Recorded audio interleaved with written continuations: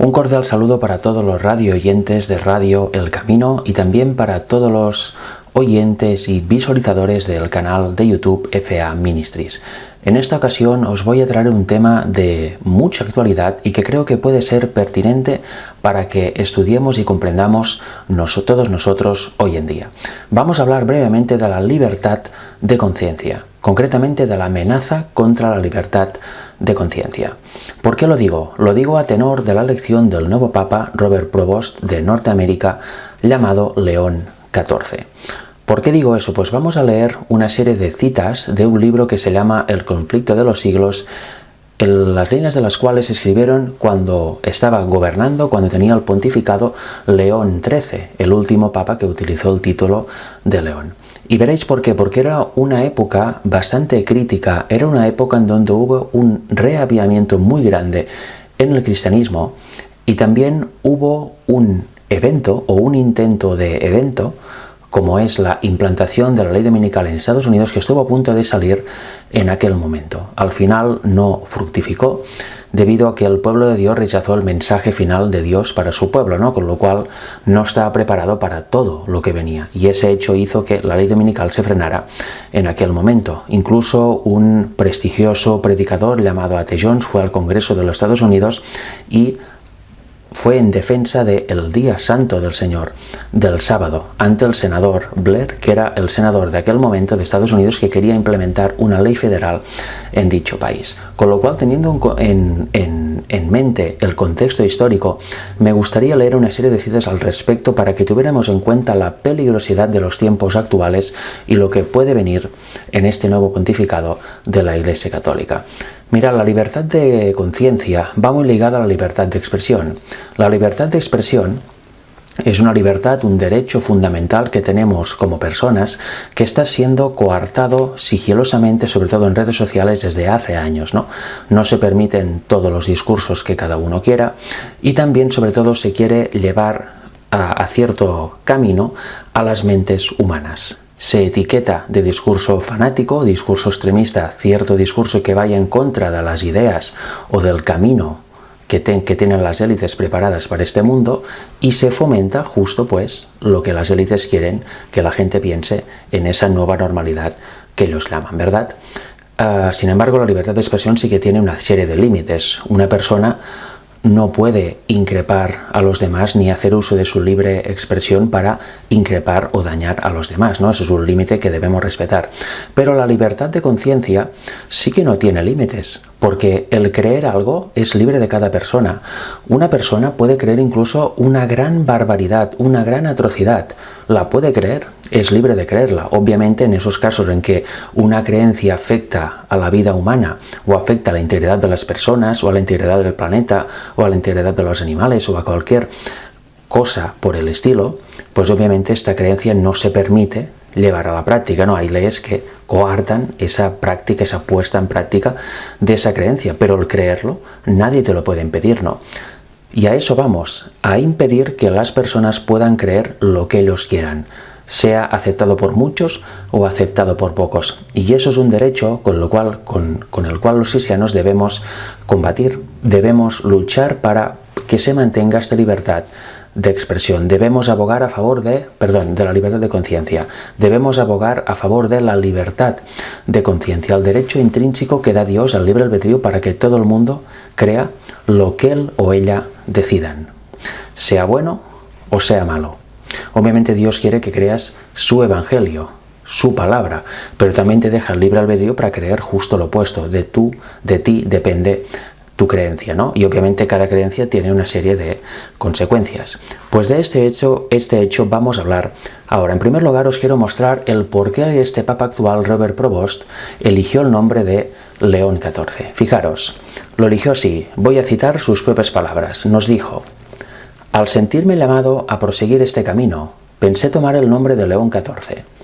Hay varias razones, pero la principal es porque el Papa León XIII con la histórica encíclica Rerum Novarum, afrontó la cuestión social en el contexto de la primera gran revolución industrial, y hoy la Iglesia ofrece a todos su patrimonio de doctrina social para responder a otra revolución industrial y a los desarrollos de la inteligencia artificial, que comportan nuevos desafíos en la defensa de la dignidad humana, de la justicia y el trabajo.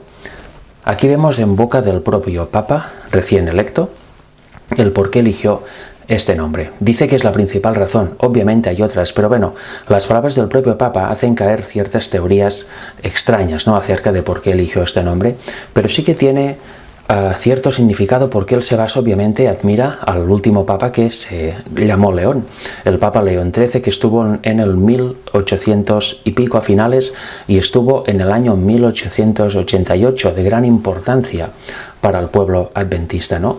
Y de gran importancia también porque, como he dicho al principio, se estaba gestando ya la ley dominical federal en los Estados Unidos, señal que, según la profecía, ha de desencadenar los eventos finales y propiciar la segunda venida de Jesús, con lo cual sí que a mí me llama la atención que este Papa se llame como el último, León XIII, que estuvo en ese contexto y que realmente lo admire y quiera seguir su legado, ¿no? ¿Será que podremos ver en su pontificado la ley dominical profetizada en las Escrituras? No lo sé, ya lo veremos, pero sin duda la elección del nombre ya tiene algo que decir. Sin embargo, otras teorías que han salido al respecto creo que caen por su propio peso. Ya sabéis, los que seguís mi canal y los que seguís también Radio El Camino, que los predicadores ahí y en mi canal y yo mismo, pues no nos gusta el sensacionalismo. Huimos de todo tipo de especulación, de todo tipo de, como se llama así, mal dicho a mi manera, ¿no?, pero para entendernos, teorías de la conspiración. Nosotros nos basamos en lo que dice la Biblia y siempre de forma equilibrada. También, obviamente, en lo que dice el espíritu de profecía, ¿verdad? Pero todo sin perder el equilibrio, sin especular, ni ir más allá, ni ir más atrás, ¿no? Sin avanzarnos a lo que no ha sucedido, sin hacer ver que no ha sucedido nada, ¿verdad? Siempre en equilibrio para no caer en eso que quiere tanto el diablo, ¿no? En caer en un fanatismo, en un extremo sensacionalismo, en definitiva, en una excitación impropia de un cristiano. Pero bueno, en esta ocasión quiero que leamos juntos una serie de citas, son muy pocas, del libro El conflicto de los siglos. La primera está en su página 552, párrafo 6, porque ahí nos habla de la libertad de expresión y sobre todo de la libertad de conciencia y sobre todo de la libertad de conciencia en los Estados Unidos, cuya Constitución protege. ¿Y por qué voy ahí? Porque es la primera vez en la historia que un papa es de Estados Unidos, del país de América, ¿verdad? Y es la primera vez que está este papa y que encima hay un presidente en Estados Unidos como Donald Trump, que ya sabéis todos cómo es, ¿verdad? Y sabéis qué leyes tiene en mente, y sabéis que es una persona totalmente excéntrica que es capaz de todo, ¿no? ¿Verdad? Con lo cual, que se conjuguen estos dos, el primer papa norteamericano y que Donald Trump esté en la presidencia de Estados Unidos, puede significar una unión nunca vista entre Roma y Estados Unidos. Nunca vista porque nunca ha habido un papa de Estados Unidos, ¿no? Y cuando eso pase, como ya ha pasado, sin duda puede traer grandes novedades en el espectro profético y grandes novedades, en este caso en negativo, en lo que atañe a la libertad de conciencia. Porque fijaros en las líneas que vamos a leer ahora. Vamos a desenmascarar la actitud bondadosa de Roma, el discurso de paz y amor para todos. Mira qué nos dice en esta página. Nos comenta que la Constitución de los Estados Unidos garantiza la libertad de conciencia. La carta magna de cada país es la Constitución, es la carta por excelencia, es la ley más grande que existe en todo país. Y la de Estados Unidos efectivamente garantiza la libertad de conciencia, porque fue formada por personas que venían del viejo mundo, de aquí, de Europa, y desde luego muchos huían de lo que era la dictadura del papado, ¿verdad? Y de lo que había sido la dictadura del papado en siglos anteriores, como la Edad Media. Y una de las bases era la libre creencia, la libertad de conciencia para todos, no la imposición del dogma católico. Y eso aún se mantiene, pero está en peligro de desaparecer. Sigamos leyendo qué nos comenta.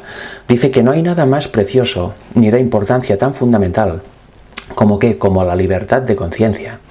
El Papa Pío IX, en su encíclica del 15 de agosto de 1854, dice: las doctrinas o extravagancias absurdas y erróneas en favor de la libertad de conciencia son uno de los errores más pestilentes, una de las pestes que más se debe temer de un Estado. Fijaros qué palabras tan tremendas del pontífice que tenía su pontificado en 1854. Eso es Roma en su cara más literal, en su cara más viva, en su cara sin máscaras.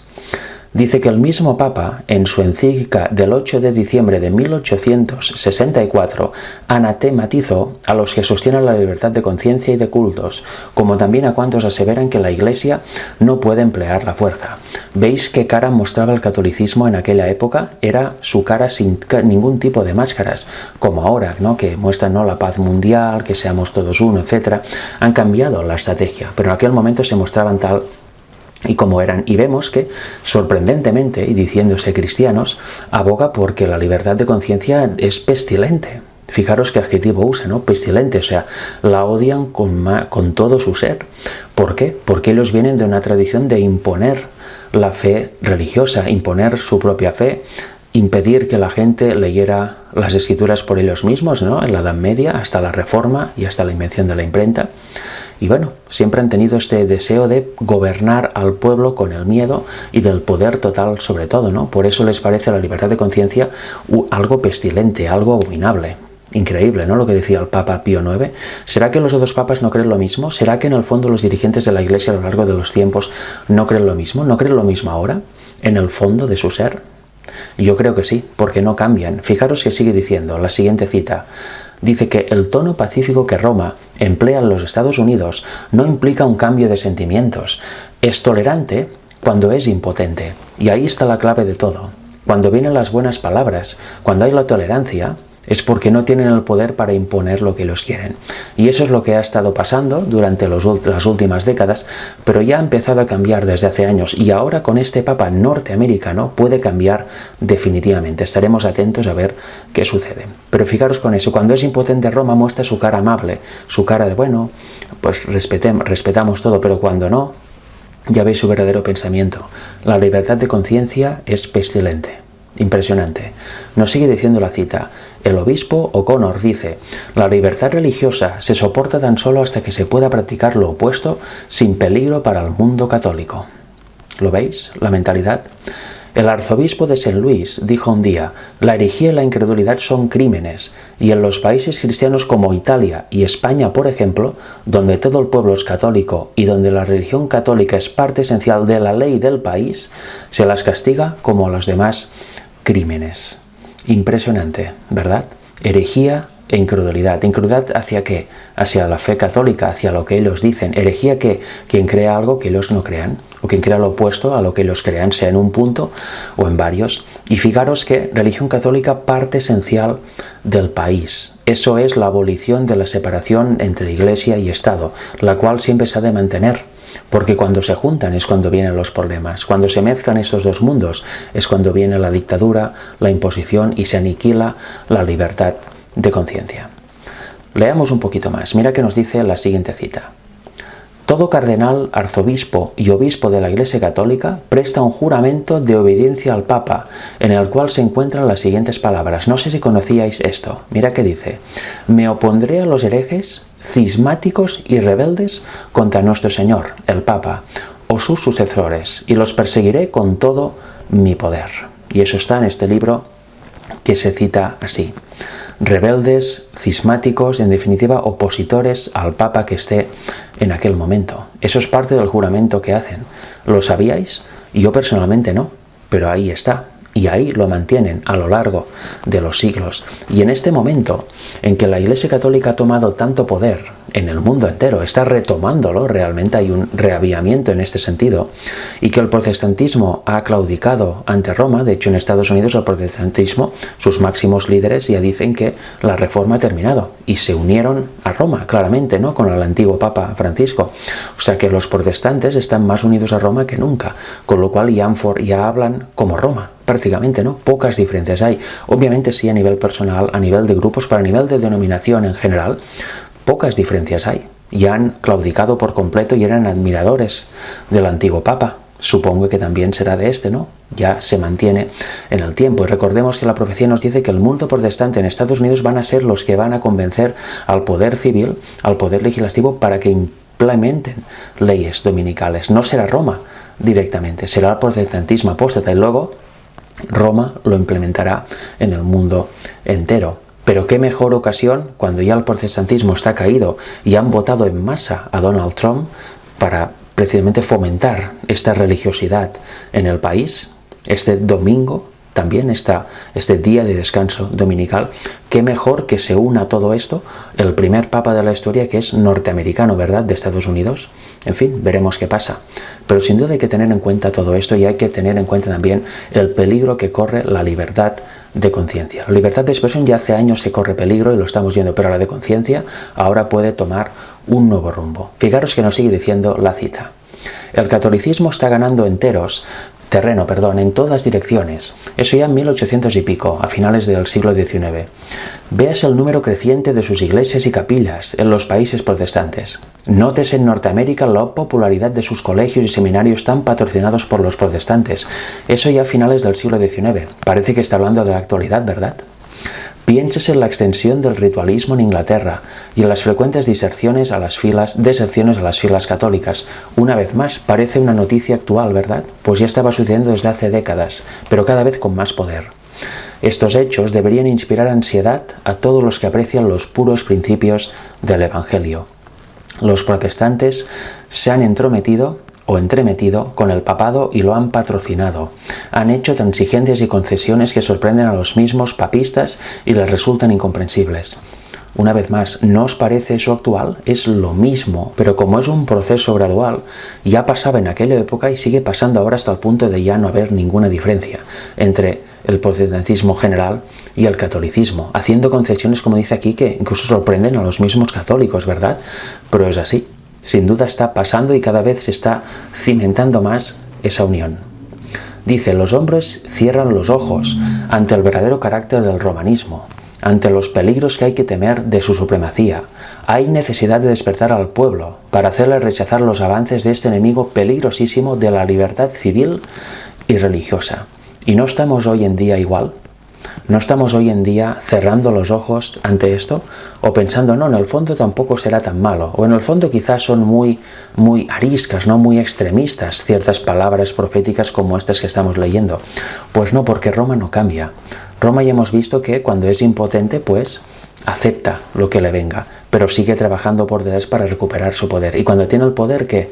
Pues aniquila toda libertad de conciencia y se impone por encima de todo, afectando y manipulando también al poder legislativo, al poder civil. Mira que nos dice la siguiente cita, ya será casi la última. Nos dice que muchos protestantes, porque aquí hay que tener en cuenta esto también, y fijaros por qué lo digo. Muchos protestantes suponen que la religión católica no es atractiva y que su culto es una serie de ceremonias áridas y sin significado. Eso lo piensan muchos protestantes y también muchos ateos, muchas personas. Por ejemplo, aquí en Europa es muy común la religión católica, pero si no es atractiva. ¿Quién va ahí? Solo va gente mayor. Es aburrido. ¿Quién puede creer aún que hay algo ahí arriba, ¿no? ¿Quién puede creer en esas doctrinas que predican? No, hombre, no. Eso para nada. Y se toma como en broma, ¿no? Pero fijaros lo que dice ahora, porque también es una gran realidad. Dice, pero están equivocados. Si bien el romanismo se basa en el engaño, no es una impostura grosera ni desprovista de arte. El culto de la Iglesia romana es un ceremonial que impresiona profundamente. ¿Y eso es verdad? Por supuesto que sí. Incluso ateos, y creyentes y no creyentes, impresiona la puesta en escena. Lo brillante de sus ostentaciones y la solemnidad de sus ritos fascinan los sentidos del pueblo y acallan la voz de la razón y de la conciencia. Todo encanta a la vista. Sus soberbias iglesias, sus procesiones imponentes, sus altares de oro, sus relicarios de joyas, sus pinturas escogidas y sus exquisitas esculturas, todo apela al amor de la belleza. Al oído también se le cautiva, su música no tiene igual. Los graves acordes del órgano poderoso unidos a la melodía de numerosas voces que resuenan y repercuten por entre las elevadas naves y columnas de sus grandes catedrales no pueden dejar de producir en los espíritus impresiones de respeto y reverencia. No me digáis que eso no es verdad. Es completamente verdad. De hecho, hay turismo religioso. ¿Quién cuando no va a una gran capital no va a la catedral? a verla, ¿verdad? Aquí en Barcelona tenemos, por ejemplo, un gran monumento que es la Sagrada Familia. Ahí va todo el mundo, creyentes, no creyentes, etc. Todo turista que viene a la ciudad ha de ver la Sagrada Familia, ha de pagar por entrar ahí y verlo. Y es un monumento completamente religioso y católico. La vino a inaugurar el Papa Benedicto XVI allá en 2010, creo que era, la parte nueva, ¿no? Porque había estado muchos años parada y ahora ya se está casi terminando la construcción del arquitecto original Gaudí. Es impresionante, ¿verdad? Y como digo digo la Catedral de Barcelona, en Roma, ¿quién no va al Vaticano? Sea creyente o no. Hay miles y miles y miles y miles de turistas todos los días que entran a los museos del Vaticano, Capilla Sistina, Plaza San Pedro, etc. ¿Y quién no se maravilla de la Capilla Sistina, por ejemplo? Del arte que hay ahí, de las esculturas que te enseñan en sus museos, de cómo es la Plaza de San Pedro, cómo es la Basílica de San Pedro también, etc. En Italia está lleno también, en todo el mundo. ¿Quién no va a las iglesias y es cautivado por la vista? Incluso una catedral que está cerca de aquí, la Catedral de Girona, es preciosa. Y la música, como dice aquí, ¿quién no se maravilla y goza cuando toca el órgano o cuando tocan las corales? ¿Quién no? Con esa acústica tan magnífica que tienen las catedrales y las iglesias católicas. Es algo que llena el alma y que te deja alucinado, te deja incluso bien y te da una sensación de solemnidad, ¿verdad? Pero todo es parte del engaño, todo es parte del engaño a la vista y el sonido. La propia elección del Papa, todo el mundo está pendiente de eso, sea creyente o no creyente. ¿Por qué? Porque te embarga la solemnidad. El cónclave, se han encerrado, el humo negro, uy, aún no hay Papa, el humo blanco, sí. Y luego cuando sale el balcón, cuando salió al balcón Robert Provost, el último papa, y también cuando salió Francisco, cuando salieron todos, no me digáis que no hay una sensación de solemnidad. Como que uno piensa, se ha mantenido esto a lo largo de toda la historia. Es un evento solemne. Seas o no católico, creas o no, dices, qué maravilla, qué tradición, ¿no? Incluso te emocionas, ¿verdad? Este papa mismo salió emocionado y lo enfocaban en primer plano, cómo contenía las lágrimas. Pues ahí, siendo creyente o no, dices, qué buen hombre, qué maravilla, ¿no? En el fondo, qué tradición en el fondo más bonita. Pues todo esto tiene Roma. Y de todo esto debemos estar prevenidos. Porque es así, nos embauca con su belleza, tanto acústica como visual, como de la propia tradición, sus vestiduras, los materiales con los que construyeron las iglesias, las reliquias de oro, sus museos, etc. Es algo maravilloso, es patrimonio prácticamente de la humanidad. ¿Pero qué es? Es un engaño, como he dicho. Es Satanás quien está detrás de todo ello, y eso seguro que hará muchos católicos o protestantes que puedan oír esto se van a escandalizar. Pero es así. Analizad la historia, analizad la profecía y veréis que es así. Y lo que está verdaderamente en peligro aquí, y sí que es precioso, es la libertad de conciencia. Eso no nos lo podemos dejar perder. Sabemos que la profecía dice que al final será aniquilada por completo, pero por eso debemos estar atentos a cómo se va aniquilando, a los pasos que se da en contra de todo esto, porque sabremos qué cosa, que estamos cerca del fin y que cada vez todo va avanzando más. Fijaros en una última cita donde nos llama a la acción, ¿no? Al pensamiento que debemos tener como cristianos bíblicos, podríamos decirlo así. En Eventos de los Últimos Días, página 110, párrafo 5, nos dice lo siguiente, y con esto ya terminamos. Mirad, no estamos haciendo la voluntad de Dios si permanecemos quietos sin hacer nada para preservar la libertad de conciencia. Deben ascender a Dios oraciones fervientes y eficaces para que esta calamidad sea diferida hasta que podamos realizar la obra que durante tanto tiempo ha sido descuidada. Elévense oraciones muy fervientes y luego trabajemos en armonía con nuestras oraciones. ¿Qué debemos hacer?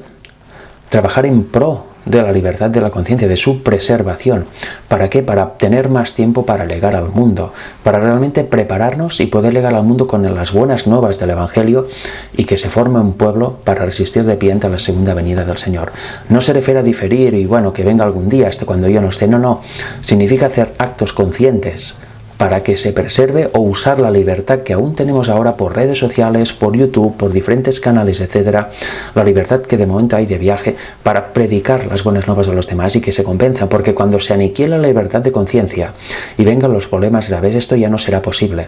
Desaparecerá la libertad de expresión también en Internet, desaparecerán la libertad de expresión en redes sociales, quizá el poder vernos con gente lejana de nuestros propios países, etcétera, y lamentaremos haber desaprovechado esta oportunidad que tenemos ahora como nunca antes de predicar el Evangelio a través del Internet, que llega a todo el mundo. Y según la voluntad de Dios debemos luchar por preservar esta libertad de conciencia. Luchar, ¿qué significa? Hacer manifestaciones, rebelarse. No. Luchar con el Espíritu de Cristo. Unirnos al Señor para que nos dé de su Espíritu y con ese Espíritu predicar el Evangelio, las buenas nuevas a los demás, explicar la profecía a los demás, alertar de los peligros que hay delante de sus ojos y predicar lo que Dios quiere que sea su pueblo, predicar de la victoria sobre pecado, presentar la verdadera deidad al mundo, presentar a Cristo como realmente fue, etc. Espero que este tema os haya sido edificante, que os haya interesado y que os haya hecho pensar, porque es de máxima actualidad y eso debemos tenerlo presente en nuestros días, ya desde hace años, pero hoy actualmente aún más, viendo que hay en acción el primer Papa de Estados Unidos y Donald Trump en el poder. Sin duda se juntan dos personajes como nunca antes que pueden hacer avanzar en este sentido la profecía. Sabemos que el catalizador para la ley dominical y los eventos finales que ya vayan sin fin hasta la segunda venida de Jesús, lo catalizará la formación, la aparición de un pueblo, de un verdadero pueblo cristiano que refleje plenamente el carácter de Cristo. Pero eso no quiere decir que mientras tanto los poderes de las tinieblas sigan trabajando. De hecho, está habiendo un gran reavivamiento en pro de esto, de la formación de un pueblo que refleje plenamente el carácter de Cristo. Quizás será por eso que se está moviendo también la profecía y el bando satánico, con la aparición del primer Papa norteamericano, que entrará en conjunción en pleno inicio de mandato con Donald Trump, un presidente sin duda excéntrico y capaz de todo. Ya lo veremos, el tiempo lo dirá y la actualidad lo dirá, pero sin duda creo que ese tema servirá para reflexionar y para estar atentos a los hechos y sobre todo para hacer introspección y realmente cada uno trabajar en pro de la santidad personal, estar cada vez más unidos al Señor y reflejar a nivel personal el carácter de Cristo en todas nuestras acciones diarias, en todas nuestras conversaciones, etc. Es tiempo de vivir el Evangelio y estar preparado para todo. Que Dios os bendiga y os dé paz. Hasta pronto.